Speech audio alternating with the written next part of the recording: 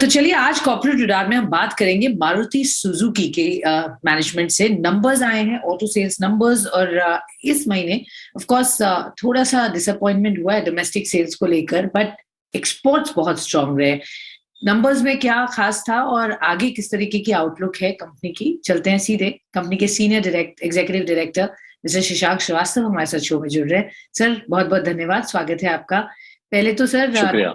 आए हैं जो उस पर ही बात कर लेते हैं। नंबर्स ओवरऑल ठीक है, स्पेशली एक्सपोर्ट के फ्रंट पर तो अच्छे हैं, पर डोमेस्टिक में थोड़ा जी डिसअपॉइंटमेंट हुआ है। सर क्या कारण है? जी।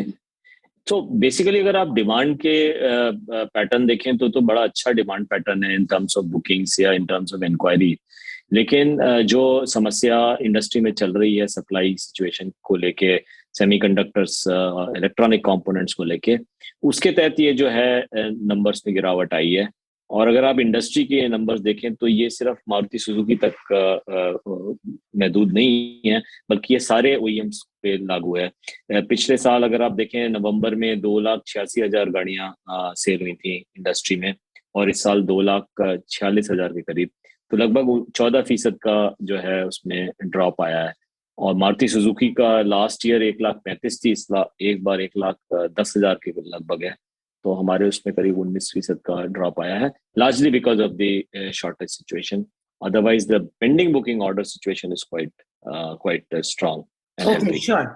ओके, तो ये सप्लाई की जो कंसर्न है उसकी वजह से नंबर्स ड्रॉप दिख रहे हैं, बट डिमांड स्ट्रांग जी है सर। बट कितना जी ये एक वरी है, बिकॉज बुकिंग्स कैंसिल हो जाते हैं अगर बहुत डिले जी रहता है जी waiting period and so on. जी। उसका कितना असर आप देखेंगे? एंड क्या ये सिचुएशन ऐसी ही रहेगी कुछ समय के लिए, या बेहतर होने की उम्मीद है सर? तो देखिए, आपने जो पहली बात कही वो बिल्कुल दुरुस्त है कि अगर जैसे मारुति सुजुकी इस समय 2.5 लाख के करीब बुकिंग पेंडिंग है। अब ये बुकिंग्स के का जो फ्लो है वो तो अच्छा है, लेकिन जो रिटेल्स हैं वो स्टॉक के कमी की वजह से शायद उस तेजी से नहीं जा पा रहा है। लिहाजा जो बुकिंग्स के नंबर्स हैं, जो पेंडिंग बुकिंग्स हैं, वो बढ़ती जा रही है, और उसका जो सीधा रिफ्लेक्शन है वो वेटिंग पीरियड्स में होता है। और आपने बहुत ही एक अहम बात फरमाई कि वेटिंग पीरियड जब ज्यादा बढ़ जाता है तो कंज्यूमर का जो डिमांड पैटर्न है और सोचने का जो तरीका है वो भी बदल जाता है। तो ये एक डेंजर जरूर है। वो डेंजर लेकिन अभी इस समय रिफ्लेक्ट नहीं हो रहा है कैंसलेशंस में। कैंसलेशंस का ऐसी जो दर है वो ऐसी कोई बहुत पहले के मुकाबले कोई मुख्तलिफ नहीं है। It is similar trend, but the danger is there as you rightly pointed out. On the situation of semiconductor improving, yes, there seems to have been an improvement in the past few months. If you see, in September, we had just 40% of our production. In October, about 60%.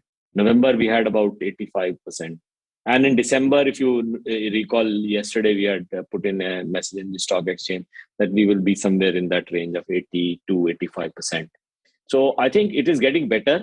But the next question which I know which comes in the mind is when it will become normal. Correct. तो वो चीज हाँ, तो वो I am a little apprehensive. वो मेरे को थोड़ा सा उसमें वो है, शक है कि मैं उसमें एक सही जवाब दे पाऊंगा या नहीं दे पाऊंगा।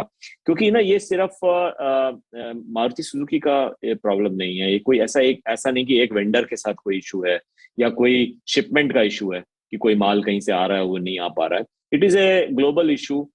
All OEMs are affected, and not just in India, across the globe all OEMs are affected. So situation is getting better, but difficult to point out exactly when it will become normal. I think it is going to take some more time. Okay, time लगेगा थोड़ा सा, but जी धीरे धीरे चीजें जी बेहतर हो रही हैं, आगे बढ़ रही हैं। श्योर। जी जी। एक्सपोर्ट सर जबरदस्त है, अच्छा खासा जंप देखा गया है। क्या ये कंटिन्यूटी मेंटेन होगी? कहाँ से अच्छा ट्रैक्शन दिख रहा है, और क्या है आपको टारगेट अगर हम देखें इस साल कैसा एक्सपोर्ट पर आप करें?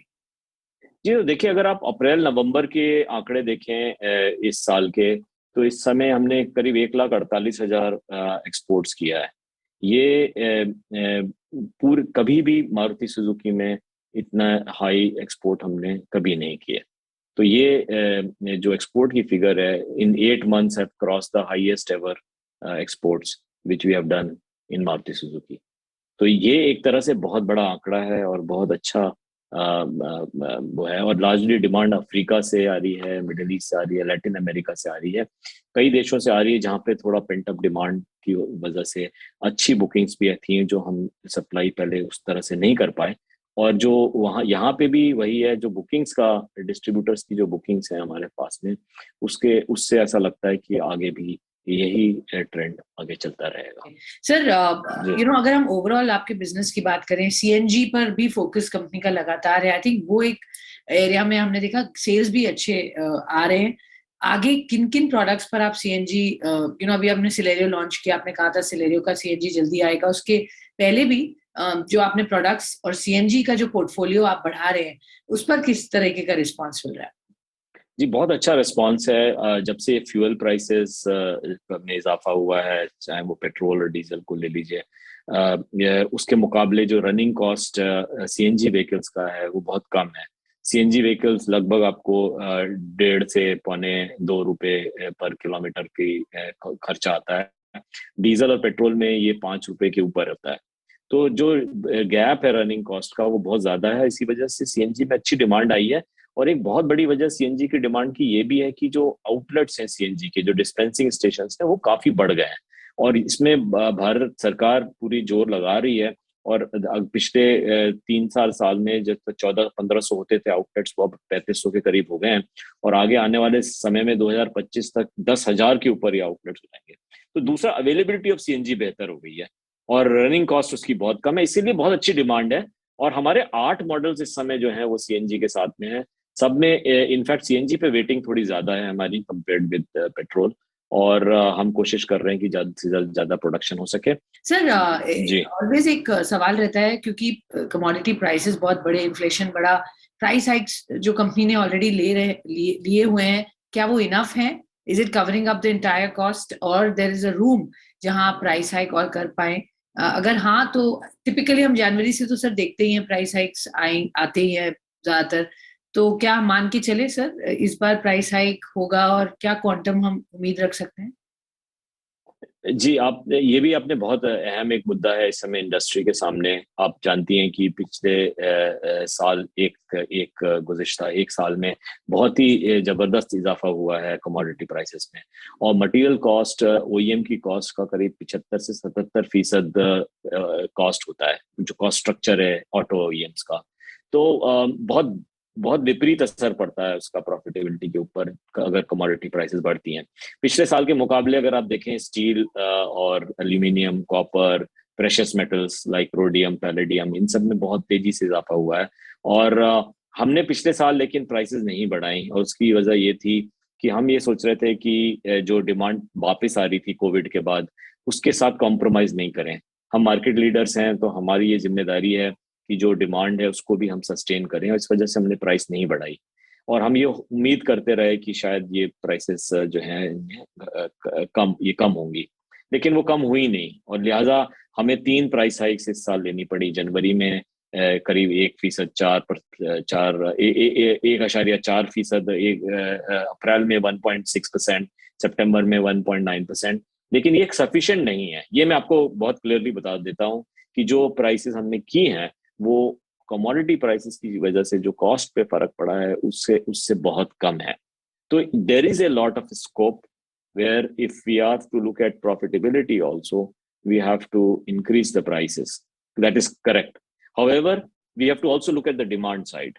We don't want to compromise on the demand side, and that is the dilemma that we are facing at the moment. एक आखिरी Yeah, सवाल yeah. बहुत बार और हर बार आपसे पूछा जाता है, और वजह ये है कि हम ये जानना चाहते हैं कि आपका उस पर स्टैंड चेंज हुआ कि नहीं। इलेक्ट्रिक व्हीकल और पेट्रोल में ही रहने का जो आपका प्लान है, क्या वो बरकरार है sir? Is that something you are still going ahead with?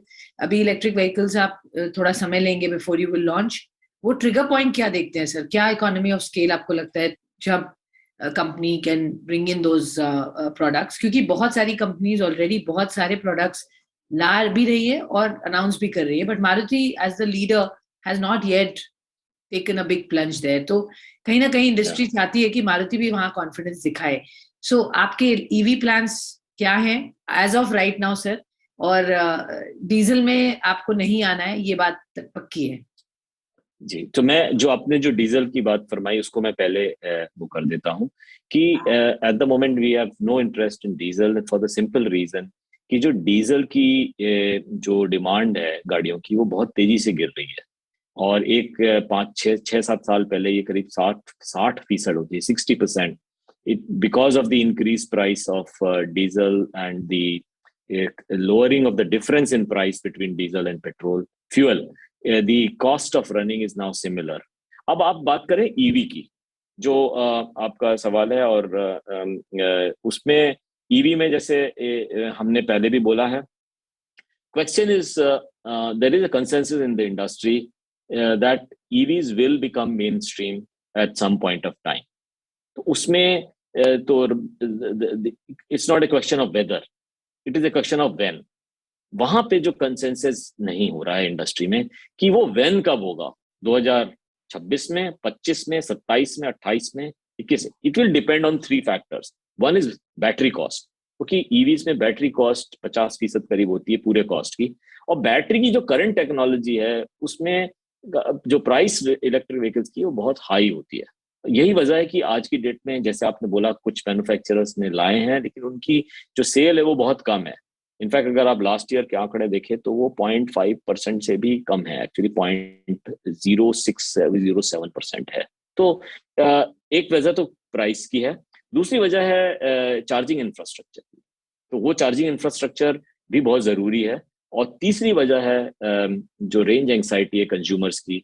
कुछ कंज्यूमर्स जो शॉर्ट डिस्टेंस के लिए यूज कर रहे हैं उनके लिए तो थोड़ा बहुत वो उसको कंसिडर करते हैं, but for people who are going for longer distance drives they may find it not so suitable. तो हम उसमें लगे कि ये कब हम उसको सॉल्व करें इस प्रॉब्लम को। और अगर आप थोड़ा सा और तफसील में देखें तो जो प्रेडिक्शन है करीब 10% करीब है 2030 तक कि इंडिया में वो होंगे। 2030 तक 70 मिलियन गाड़ी स्वाति बनेंगी, 70 मिलियन, उसमें से 10% भी हटा दें तो 63 million will still be ice. तो उसके लिए क्या करें, वो भी तो एनवायरनमेंट को अफेक्ट करेंगी। So we have to do something about those 63 million cars. We have to make them more fuel efficient. How do we make it? One is to use such cleaner fuels like CNG. That is one option. The other option is also to increase more fuel efficiency through the hybrid route. और कई countries में, including Europe and now China, hybridization is the route towards electric vehicles. Electrification is the route to electric. That is the new slogan. Sure. तो मेरे को लगता है यही चीज हम हमारे अपने मुल्क में भी हम यही चीज देखेंगे।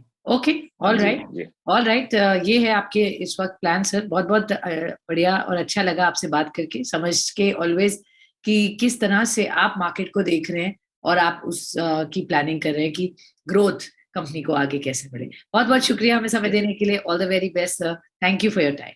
थैंक यू, शुक्रिया स्वाति, थैंक यू।